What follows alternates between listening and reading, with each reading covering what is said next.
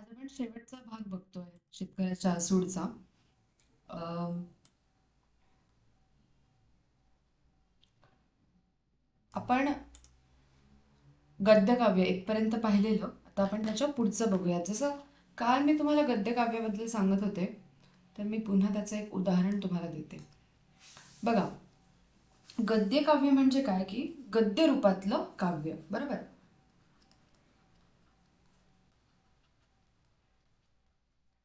गद्य रूपातील काव्य. तर हे मुक्त आणि सोप्या अशा भाषेमध्ये लिहिलं जातं. म्हणजे कसं आहे की ते कविता जशी असते, तर कवितेप्रमाणे त्याच्यामध्ये नियम नसतात. म्हणजे छंद, यमक किंवा अलंकार अशा पद्धतीचं ते नसून ते सरळ शब्दामध्ये, सरळ ओळींमध्येच लिहिलं जातं. ठीक आहे. त्यामध्ये पण काव्यात्मक सौंदर्य असतं किंवा भावना व्यवस्थित पद्धतीने प्रकट केल्या असतात. शुद्ध वर्णन असतं आणि त्याला कवितेसारखी गती आणि गोडवा पण असतं. पण हे मुक्त आणि सोप्या भाषेतलं लिखाण आहे. म्हणजे त्याला एक लय असते. तर आपण आता पुढचं उतारा पाहिल्यावरती आपल्याला व्यवस्थित अजून कळेल ती गोष्ट. ठीक आहे. तुम्हाला उदाहरण जर बघायचं असेल तर वपू काळे यांची 100 मण्यांची गोफ म्हणून एक कादंबरी आहे. अवांतर वाचनासाठी सांगते.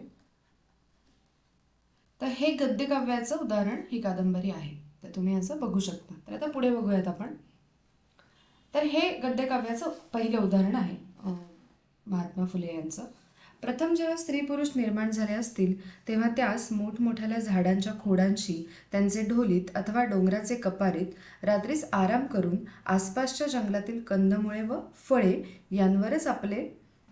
यांवर आपले शोधेचा निर्वाह करावा लागला असेल. बरोबर. म्हणजे काय म्हणतात ते की पहिले जेव्हा स्त्री पुरुष निर्माण झाले असतील तेव्हा कुठे कुठे ते राहत असतील, तर ते झाडांच्या ढोलीत राहत असतील, डोंगरांच्या कपारीत राहत असतील आणि काय खात असतील तर जंगलातली कंदमुळे आणि फळे खात असतील. व ते ऐन दुपारी जेव्हा भलत्या एखाद्या झाडाच्या छायेखाली प्रखर तर सूर्याच्या किरणांपासून निवारण होण्याकरता क्षणभर विश्रांती घेत असतील, तेव्हा जिकडे तिकडे उंच उंच कडे तुटलेल्या पर्वत व डोंगरांच्या विस्तीर्ण रांगा, गगनात जणू काय शुभ्र पांढऱ्या धुक्याच्या टोप्याच घालून उभ्या राहिलेल्या त्यांच्या दृष्टीत पडत असतील. तसेच त्यांच्या दृष्टीत पडत असतील. हां, तर त्यांचं असं म्हणणं आहे की मग जेव्हा खूप प्रखर सूर्यांच्या किरणांपासून वाचण्यासाठी जेव्हा ते थोड्या वेळ विश्रांती दुपारी घेत असतील, तर त्यांना आजूबाजूला काय दिसत असेल तर कडे तुटलेल्या पर्वतरांगा, डोंगरांच्या विस्तीर्ण अशा पर्वतरांगा त्यांना दिसत असतील. आणि त्यांचं वर्णन ते कसं करतात तर असं म्हणतात ते की पांढऱ्या शुभ्र धुक्याच्या टोप्या घालून, म्हणजे डोंगराच्या वरती जेव्हा आपल्याला धुकं दिसतं, तर ते म्हणतात की पांढऱ्या शुभ्र धुक्याच्या टोप्या घालून त्या डोंगर ते उभे आहेत असे आपल्याला जाणवत असेल. सॉरी. तसेच त्यांच्या खालच्या बाजूंनी लहान मोठ्या दऱ्याखोऱ्यांच्या आसपास अफाट मैदानात जुनाट मोठमोठाले विशाल वड, पिंपळ व फळभाराने नम्र झालेले फणस, आंबे, नारळ, अंजीर, पिस्ते, बदाम वगैरे फळझाडांची गर्दी होऊन त्यावर नाना तऱ्हेच्या द्राक्षादी वेलींच्या कमानीवजा जाळी बनून जागोजाग पिकलेल्या केळींचे घड, कमळे इत्यादी नाना तऱ्हेची रंगीबेरंगी फुले फुलली आहेत. म्हणजे ते काय म्हणतात की या डोंगरांच्या खालच्या बाजूने दऱ्याखोऱ्यांचा जो भाग आहे त्याच्या आसपास आपल्याला काय दिसतंय तर खूप मोठं मैदान दिसतंय आणि मग त्यामध्ये मोठमोठाले विशाल असे वड, पिंपळ आणि फळांनी वाकलेले, म्हणजे फळभाराने नम्र झालेले असं त्यांचा शब्द आहेत. तर फळभाराने नम्र झालेले असे कुठले फळझाडं आहेत? फणस, आंबा, नारळ, अंजीर, पिस्ता, बदाम ही फळझाडं आपल्याला दिसतात. किंवा वेगवेगळ्या द्राक्षांच्या किंवा अशा फळांच्या वेली आपल्याला दिसतात ज्या जाळी बनून आपल्याला दिसत आहेत.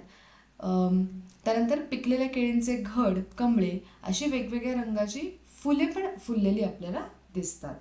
त्यांच्या आसमंतात जमिनीवर नाना प्रकारच्या पाना फुलांचा खच पडून त्या सर्वांचा भला मोठा चित्रविचित्र केवळ एक गालिचाच बनून त्यावर जागोजाग तऱ्हेतऱ्हेच्या पाना फुलांनी गवगवलेली झाडे जशी काय आत्ताच लावली आहेत की काय असा भास झाला असेल. बरोबर. म्हणजे त्यांचं काय म्हणणं आहे की तर हे आपल्याला जसं केळींचं घड दिसत आहेत, वेगवेगळी फुलं दिसत आहेत आणि असं जाणवतंय की जमिनीवरती वेगवेगळ्या पद्धतीच्या पानाफुलांचा खच खाली पडलाय आणि एक खूप चित्रविचित्र चित्रविचित्र म्हणजे रंगबिरंगी असा गालिचा बनलाय आणि तो त्या जमिनीवरती पसरलाय आणि जागोजागी बघितल्यानंतर वेगवेगळ्या पानाफुलांची जी झाडे आहेत म्हणजे पानाफुलांनी भरलेली जी झाडं आहेत ती आत्ताच आपल्याला लावली आहेत म्हणजे इतकं नयनरम्य दृश्य आपल्याला दिसतंय असा भास झाला असेल कधी जेव्हा पहिले स्त्री पुरुष निर्माण झाले असतील बरोबर म्हणजे काय की हे आदिमानवाच्या काळामधलं वर्णन असं म्हणायला हरकत नाही.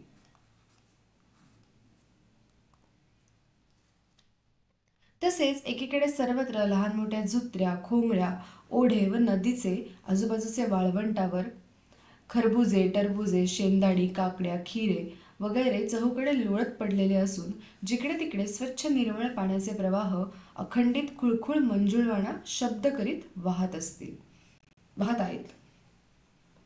मग त्यांचं काय म्हणणं आहे की हे तर झालं त्यांनी पाना फुलांचं झाडांचं डोंगरदऱ्यांचं वर्णन केलं. आता ते असं म्हणतात की एकीकडे हे आहे आणि दुसरीकडे काय आहे तर छोट्याशा नद्या किंवा झरे ओढे तर अशा पद्धतीने एक निसर्गरम्य चित्र आपल्याला दिसतंय आणि त्याचे जे आजूबाजूचं म्हणजे नदीचं जे पात्र आहे त्या पात्राच्या आजूबाजूचं जे वाळवंट आहे समजा ही नदी येते आणि नदीच्या आजूबाजूचं हे जे वाळवंट म्हणजे काय की ही जी जमीन आहे त्या जमिनीवर आपल्याला काय दिसतं तर वेलींना लगडलेली जमिनीवर येणारी फळं कुठली तर खरबुजं टरबुजं शेंदाडी काकड्या खिरे असे चौकडे लोळत पडले आहेत आणि स्वच्छ निर्मळ पाण्याचे प्रवाह अखंडित खुळखुळ मंजुळवाडा शब्द करीत शब्द म्हणजे इथे त्याचा अर्थ आवाज असा होतो तर आवाज करीत वाहत आहेत. आसपास लहान मोठ्या तलावाच्या जलसमुदायात नाना तऱ्हेच्या चित्रविचित्र रंगांच्या कमळावरून भ्रमरांचे थवेच्या थवे गुंजारव करीत आहेत. म्हणजे काय की तलावांवरनं खूप सारे भुंगे फिरत आहेत म्हणजे भुंग्यांच्या थवेच्या थवे आपल्याला गुंजाराव करताना दिसत आहेत व जागोजाग तळ्यांच्या तटाकी म्हणजे तळ्यांच्या काठी जलतंतू आपल्या आटोक्यात येताच त्यांना उचलून तोंडात टाकण्याकरिता बगळे एका पायावर बकध्याने लावून उभे राहिले आहेत. आता त्याच्यामध्ये दोन तीन गोष्टी आहेत. तळ्यांच्या तटाकी म्हणजे तळ्यांच्या काठी जलतंतू म्हणजे काय तर जलचर प्राणी जलचर प्राणी कुठले आहेत मासे आहेत ठीक आहे बाकी बेडूक आहे पण मोस्टली म्हणजे ते माशांबद्दलच बोलत आहेत तर काय करतायत की तळ्यांच्या काठी बगळे उभे आहेत जे काय करतायत एका पायावरती बकध्यान लावून बकध्यानचा काय अर्थ होतो की खूप दृष्टी एकवटून किंवा लक्ष ठेवून ज्यांना शिकार करायची आहे ज्या बगळ्यांना माशांची तर असं एका पायावरती ते उभे राहतात त्यांची त्यांची राहण्याची पद्धत उभी राहण्याची पद्धतच तशी आहे ठीक आहे तर जलतंतू आपल्या आटोक्यात येताच त्यांना उचलून तोंडात टाकण्याकरता म्हणजे जशी शिकार तोंडात आली तसं पटकन त्याला पकडून तोंडात टाकण्यासाठी बकधानं लावून बगळे एका पायावरती उभे राहिले आहेत. शेजारचे अरण्यात म्हणजे बाजूच्या जंगलामध्ये जिकडे पाहावे तिकडे जमिनीवरून गरीब बिचारी हरणे मेंढरे वगैरे श्वापदांचे कळप लांडगे व्याघ्र आदी करून दृष्ट हिंसक पशुपासून आपले जीव बचावण्याकरिता धापा टाकत पळत चालले आहेत बरोबर म्हणजे एकीकडे शिकार सुरू आहे समजा व झाडांवर नाना प्रकारचे सुस्वर गायन करून तानसेनासही लाजवणारे कित्येक पक्षी आपापल्या मधुर कोमल स्वराने गाण्यामध्ये चूर झाले आहेत म्हणजे काय की गाण्यामध्ये गुंतून गेले आहेत. तर त्यांचं असं म्हणणं आहे की एकीकडे त्यांना शिकार दिसतीये म्हणजे एकीकडे हिंसक असे प्राणी दिसत आहेत एकीकडे गरीब बिचारी हरणे मेंढरे असे वेगवेगळे गरीब प्राणी दिसत आहेत मग एका बाजूला झाडांवरती वेगवेगळ्या प्रकारचे पक्षी दिसत आहेत जे आपल्या मधुर कोमल स्वरांमध्ये गाणं म्हणण्यामध्ये मग्न झाले आहेत. तो आकाशात बहिरी ससाणी वगैरे घातक पक्षी त्यांचे प्राणहरण करण्याकरिता वरती घिरट्या घालून अकस्मात त्यांवर झडपा घालण्याचे संधानात आहेत म्हणजे काय की हे जे पक्षी आहेत जे गाणं म्हणतात तर त्यांच्यावरती हल्ला करून त्यांची शिकार करण्यासाठी वरती कोण फिरतंय आकाशामध्ये उंच तर बहिरी ससाणे किंवा असे घातक पक्षी फिरत आहेत. इतक्यात पश्चिमेकडचा मंद व शीतल वायू कधीकधी आपल्या लहरीबरोबर नाना प्रकारच्या पुष्प फुलांच्या सुवासाची चहूकडून बहार करून सोडित आहेत. म्हणजे एकीकडे मंजूळ असा वारा वाहतोय आणि खूप सुंदर असा सुवास या फुलांचा आपल्याला येतोय. हे पाहून आपल्या बुद्ध, ख्रिस्ती, मुसलमान, महार, ब्राह्मण वगैरे म्हणवणाऱ्या मानव बांधवांच्या मूळ पूर्वजास किती आनंद होत असेल बरे.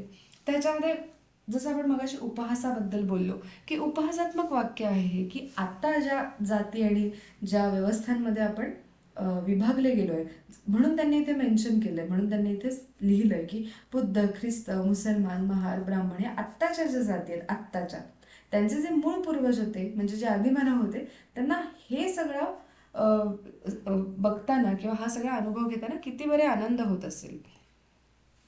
येथे आदिमानवाच्या भावविभोर अवस्थेचे आणि निसर्गाच्या प्रसन्न रूपाचे किती काव्यात्मक चित्रण महात्मा फुले यांनी केले आहे हे पाहिले म्हणजे महात्मा फुले या समाजचिंतकामध्ये कसा एक कवी लपला होता याचे प्रत्यंतर येते. अर्थात त्यांच्या कवित्व शक्तीचा प्रत्यय त्यांच्या लेखणीतून येतोच. येथे जसे त्यांनी प्रसन्नतेचा शिडकावा करणारे गद्यकाव्य लिहिले आहे, त्याचप्रमाणे गुलामगिरी या ग्रंथाच्या प्रस्तावनेमध्ये क्षत्रिय स्त्रियांचा शोक वर्णितांना शोकात्म जाणिवेचा मोठा काव्यात्म प्रत्यय त्यांनी दिला आहे. शोकात्म जाणिवेचा काव्यात्म पातळीवरून आविष्कार करताना त्यांच्या गद्याचे स्वरूप कसे काव्यात्मक होते हे पुढील उतार्यावरून आपल्याला लक्षात येईल. आपण आधी पहिले हे बघूयात की त्यांचं काय म्हणणं आहे की आदिमानवाच्या म्हणजे भावविभोर म्हणजे काय की भावनांनी भरलेल्या अशा अवस्थेचे जे चित्रण आहे ते आपण आत्ता बघितलं. आणि आपल्याला हा प्रत्यय येतो की एक समाजचिंतक असूनही म्हणजे समाजासाठी विचार करणारी व्यक्ती असूनही त्यांच्यामध्ये सुद्धा आपल्याला एक कवी लपलाय किंवा त्यांची जी कवित्व शक्ती आहे त्याचा प्रत्यय आपल्याला त्यांच्या लिखाणातून येतो. मग हा कसा आहे की हा प्रसन्नतेचा शिडकाव करणारे गद्यकाव्य हे आहे. मग गुलामगिरी ग्रंथाची जी प्रस्तावना आहे त्याच्यामध्ये त्यांनी काय लिहिलं की क्षत्रिय स्त्रियांचा शोक. तर ह्याच्यासाठी आपल्याला आधी परशुरामाची एक कहाणी आहे, तर ती आपल्याला माहिती हवी की हा क्षत्रिय स्त्रियांचा शोक मुळामध्ये त्यांनी का लिहिला. तर जे भगवान परशुराम होते, तर परशुराम यांची एक स्टोरी आहे, कहाणी आहे, ती मी आधी तुम्हाला सांगतो. ती अशी आहे की परशुराम हे खूप उग्र स्वभावाचे ऋषी म्हणून ओळखले जातात. तर त्यांना आत्ता आपण असं म्हणतो की ते खूप उग्र आणि रागीट स्वभावाचे ऋषी होते. ठीक आहे. तर परशुरामांची गोष्ट अशी आहे की त्यांचा क्षत्रियांवरती खूप राग होता.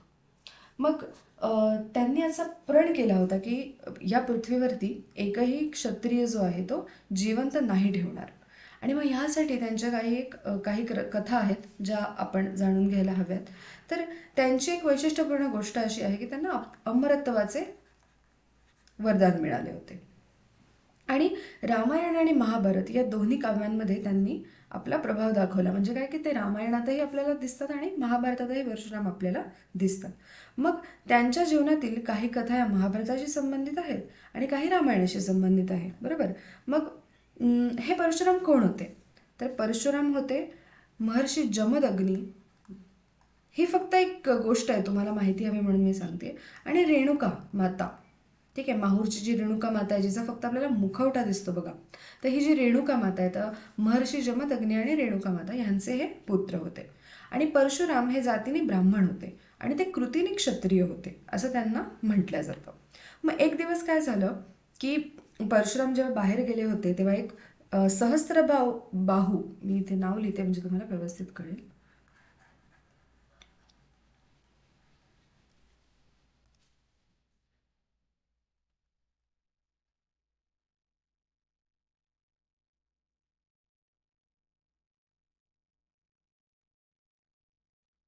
सहस्त्रबाहू हयहय राज, ठीक आहे, या नावाचे एक एक राजा होता आणि त्यांचे दोन पुत्र होते. तर पहिल्या पुत्राचं नाव होतं कृतिवीर अर्जुन आणि एकाचं नाव होतं कार्तवीर्य अर्जुन. असे दोघ जण होते. तर ह्या सहस्त्रबाहूचे जे दोन पुत्र असतात, एक कृतिवीर्य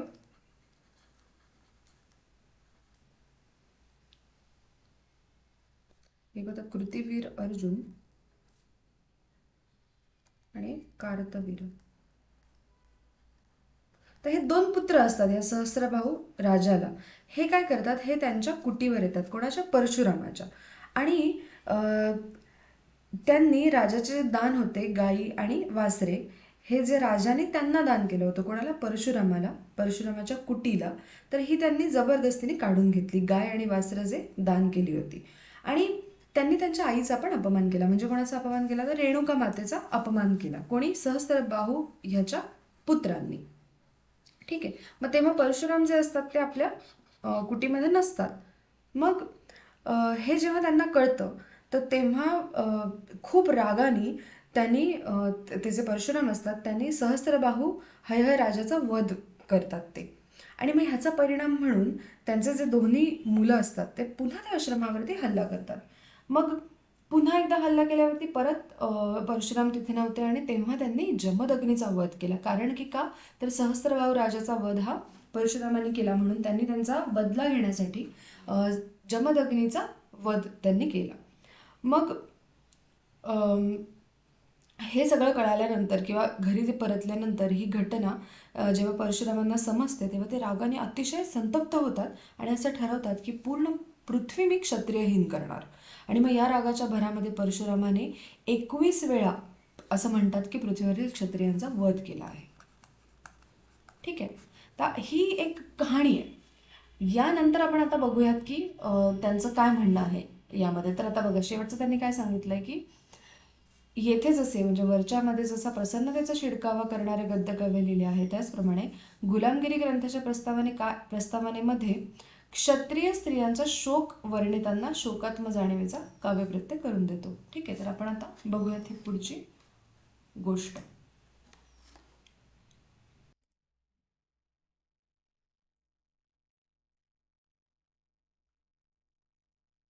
बरे, भट लोकांनी जितकी हकीकत लिहिली तितक्याच विषयी थोडासा विचार केला असता मनास मोठे दुःख होते. कारण परशुरामाने जेव्हा त्या गर्भारच्या स्त्रियांचा पाठलाग केला तेव्हा त्यास किती दुःख झाले असेल बरे.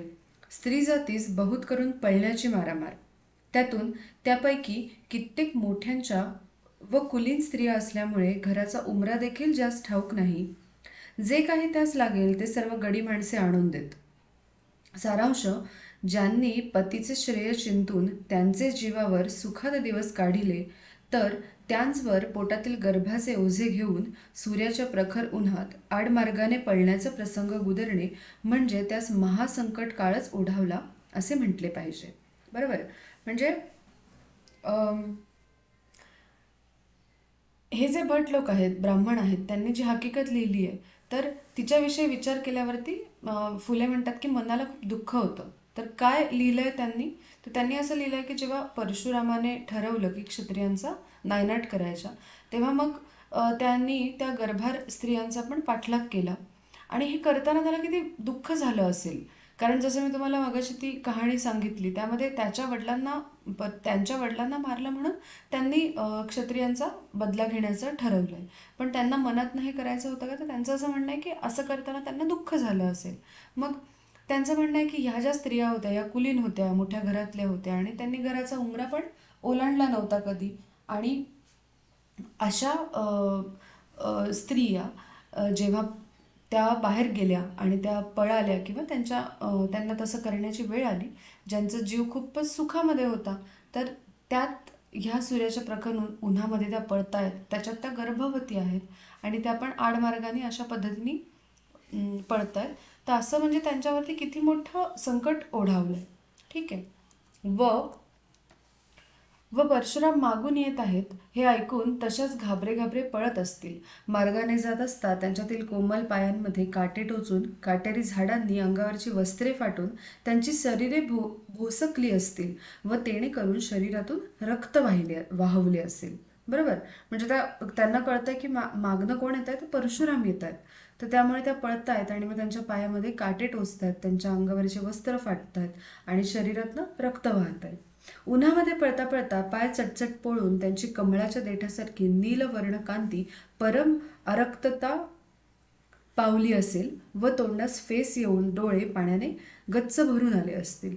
म्हणजे मग त्यांचे जेव्हा त्या पळतायत तेव्हा त्यांचे पाय पोळले असतील आणि त्यांची जी नीलवर्ण म्हणजे निळ्या वर्णाची म्हणजे सुंदर अशी जी कांती ज्यातनं नसा तुमच्या शरीरातल्या दिसतात अशी जी कांती आहे, तर ती म्हणजे ती आरक्तता पावली असेल आणि त्यांच्या तोंडामध्ये फेस येऊन त्यांचे डोळे पाण्याने गच्च भरले असतील असं त्यांचं म्हणणं आहे.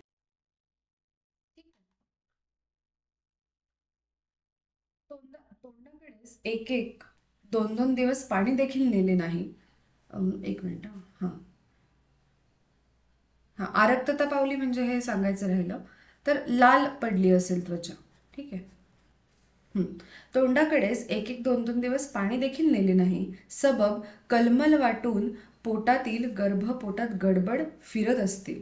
त्यास असे वाटले असेल की आता धरणी जर फाटली तर फार फार बरे होईल, म्हणजे आता आम्ही उडी टाकून या दुष्टापासून मुक्त होऊ. बरोबर. म्हणजे मग अशा परिस्थितीत त्या सापडल्या आहेत की 2 दिवस त्या त्या गर्भाला पोटातल्या पाणीसुद्धा मिळालं नाही आणि तो पोटातला गर्भ गडबड फिरत असेल आणि मग त्यांना हे सगळं वाटून असं म्हणजे असं सगळं सोसून असं वाटलं असेल की आता धरणी फाटली तर आम्ही त्याच्यामध्ये उडी टाकू आणि ह्या सगळ्या दुष्ट चक्रापासून मुक्त होऊ. त्यांनी डोळे भरून आणून ईश्वराची प्रार्थना केली नसेल काय की हे प्रभो, आमच्यावर काय हा प्रसंग गुदरविला, मग त्यांच्या शोकाला काय विचारावयाचे आहे. व बाकीच्या स्त्रियांनी अतिशय लीन होऊन त्या दुष्टाची विनवणी नसेल केली नसेल काय, म्हणजे कोणाची परशुरामांची त्यांनी विनवणी केली नसेल काय, तेव्हा त्यास जे दुःख झाले असेल ते लिहिण्यास आमचे हातून लेखणी गळून पडते. येथे ज्या उपमा आणि दृष्टांत महात्मा फुलेंनी वापरले आहेत त्यामधून क्षत्रिय स्त्रियांच्या शोकाची प्रतीती येते, अतिशय प्रभावीरित्या होते, यात शंका नाही.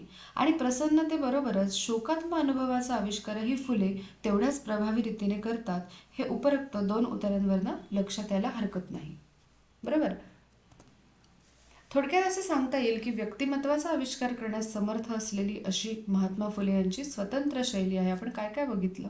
आपण बघितलं शेतकऱ्यांविषयी लिहिलंय, अगदी बोली भाषेमध्ये लिहिलंय. बरोबर ना? त्यानंतर आपण ही एक कहाणी बघितली क्षत्रिय स्त्रियांची, गुलामगिरीमधली.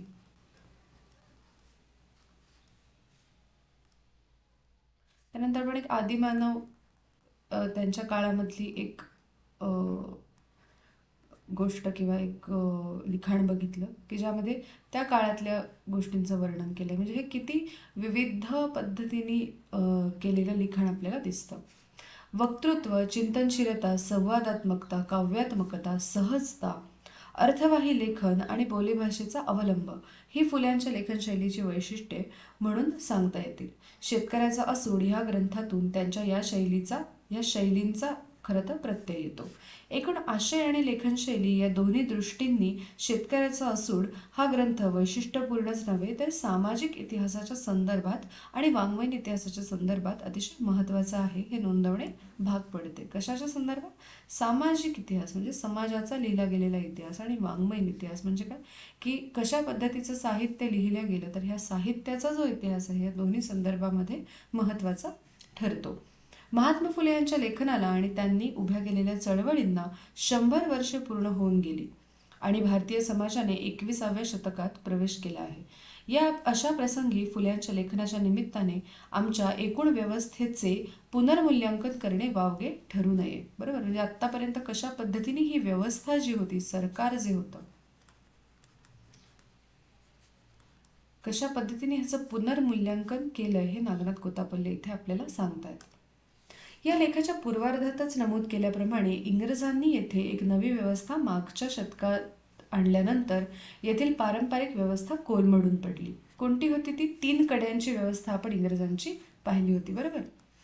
शेती व्यवस्थेपासून ते शिक्षणापर्यंतची एक नवी रचना इंग्रज सरकारने येथे रूढ केली.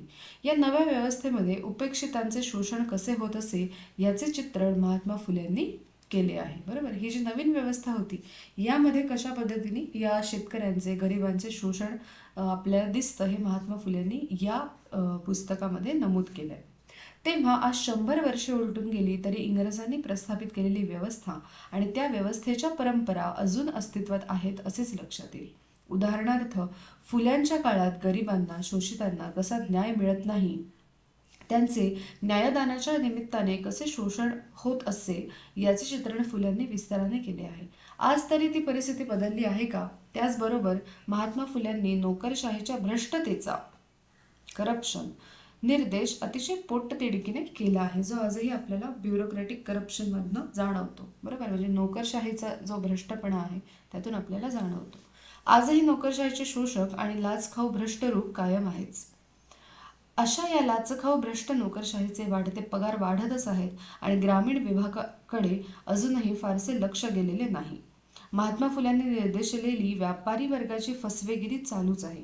शासनातून आमची देशी माणसे येऊन शासनाचे रूप फारसे बदललेले दिसत नाही. काही फरक पडत नाही की इथे कोणता वर्ग आला, कोणती माणसे आली. ब्रिटिश होते, ब्रिटिशांच्याच बरोबरीने इथे भट ब्राह्मणांचा खूप मोठा वर्ग आपल्याला काम करताना दिसतो. आता देशी माणसे असं त्यांचं म्हणणं आहे. म्हणजे काय की बहुजन समाज किंवा तळागाळातले लोकही या ठिकाणी रुजू झाले, पण हे शासनाचे रूप आपल्याला फारसे बदललेले दिसत नाही.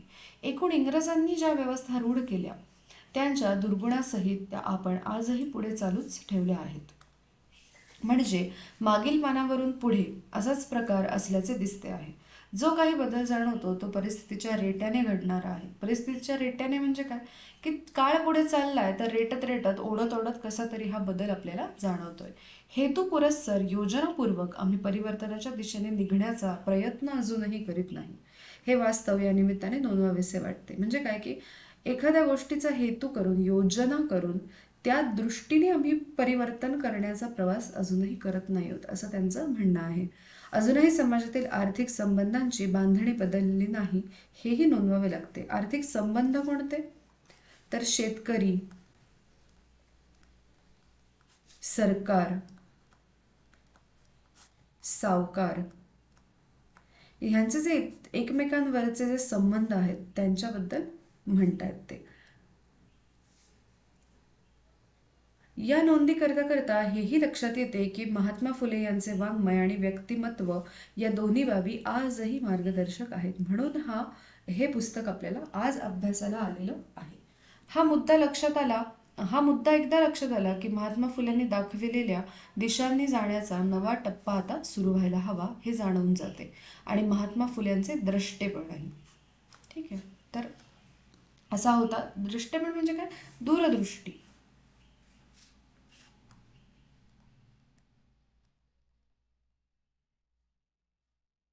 तर आपल्याला जेव्हा हे लक्षात आलं की हे समर्पक आहे, हे आजच्याही काळामध्ये हे पुस्तक समर्पक आहे, हे जेव्हा आपल्याला लक्षात येतं तेव्हा आपल्याला असं कळतं की महात्मा फुल्यांनी ज्या उपाययोजना सांगितल्या आहेत त्या उपाययोजना आजही आपण करू शकतो आणि त्या दिशेने आपण जर गेलो तर एक नवा टप्पा आपण गाठू शकतो. तर हे महात्मा फुले यांच्या दूरदृष्टीतून आपल्याला जाणवतं. असं एकंदर हे पुस्तकाची प्रस्तावना होती. ही डॉक्टर नागनाथ कोतापल्ले यांनी लिहिली होती. ठीक आहे, तर आता आपण प्रस्तावना बघितली. पुढच्या व्हिडिओमध्ये आपण ह्याच्यावरती विचारलेले प्रश्न बघूयात. आणि जर तुम्हाला वाटत असेल फक्त प्रस्तावना बघून आता आम्ही पेपर देऊ शकतो, तर असं अजिबात नाही आहे. यापेक्षा सुद्धा खूप महत्त्वाचे यामधले पाठ आहेत. तर आपण जमलं तर आपण त्याचे सुद्धा व्हिडिओ बनवूयात. साधारण एक अंदाज आला असेल की शेतकऱ्याचा असूडमध्ये काय पुढे येणार आहे. आणि आपण आता नेक्स्ट व्हिडिओमध्ये याचे प्रश्न बघूयात. ठीक आहे, धन्यवाद.